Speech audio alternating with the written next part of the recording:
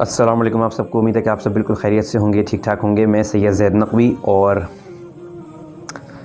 مجھے ایک کویشچن میرے پاس آیا ہے، اور میرے سرکل میں بھی لوگ یہ والا کویشچن مجھ سے کرتے ہیں، اور ایک کویشچن میرے پاس میری جی میل پر، یہ جو چینل ہے اس کی جی میل پر بھی آیا، میں نے وہ چیز پڑھی،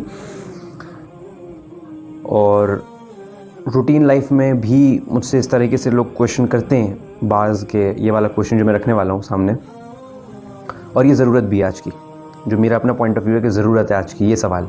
وہ کیا ہے کہ اللہ پر یقین کیسے آئے؟ اسباب نہ ہوں تب بھی اللہ پر یقین کیسے آئے؟ اسباب نہیں بن رہے، کچھ ہم مانگ رہے ہیں، نہیں بن پا رہی ریسورسز، تب بھی کیسے یقین آئے؟ اس کا ایک سمپل میں آپ کو بتاتا ہوں طریقہ۔ میں ڈیٹیل میں اس پہ بات کروں گا انشاءاللہ، اور ایک سیریز اس پر ریکارڈ کروں گا، جیسے میں نے پلرز آف اسلام پر کی، تو اس پر ایک سیریز میں انشاءاللہ تعالیٰ ریکارڈ کروں گا۔ لیکن ابھی میں اس کا جواب آپ کو بتا دیتا ہوں ان کے لیے جو بہت زیادہ ڈپرائیوڈ ہیں اس چیز سے۔ اللہ پر یقین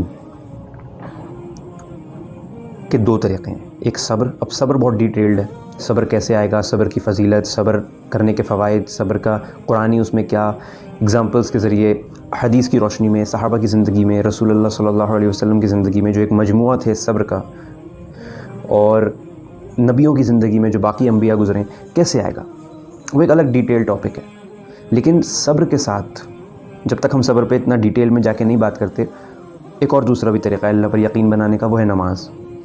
اقیم الصلاۃ، جب آپ نماز کی طرف انسان رجوع، لوگ کہتے ہیں یار کیسے نماز پڑھنے سے کیسے یقین اسٹرانگ ہوگا، یہی تو ٹیسٹ ہے کہ آپ ایک طرف ایک دفعہ آئیں تو رجوع تو کریں نماز کی طرف، آپ کا یقین اسٹرانگ خود بخود ایک غیبی اللہ کی طرف سے مدد ہوتی ہے انسان کو، کہ اس کے دل میں اللہ پر یقین آنا۔ ایسی چیزیں ہوتی ہیں کہ انسان کہتا ہے کہ یار واقعی کچھ چیزیں ایسی ہوتی ہیں پھر لائف میں، جب بندہ نماز کی طرف آتا ہے نا، کہ وہ کہتا ہے یار اللہ سے ہو رہا ہے، اللہ کے کرنے سے ہو رہا ہے۔ پھر وہ تھوڑا اور ڈیپتھ میں جاتا ہے، سنت پہ عمل کرتا ہے، قرآن پڑھتا ہے، پھر اس کا یقین اور بڑھتا ہے، پھر تھوڑی ہسٹری آف اسلام پڑھتا ہے، نبیوں کی سیرت، صحابہ کی سیرت، اور بڑھتا ہے، تو وہ پھر پالش ہو جاتا ہے، اس کا ایمان اللہ پر مضبوط ہو جاتا ہے، بلند ہو جاتا ہے۔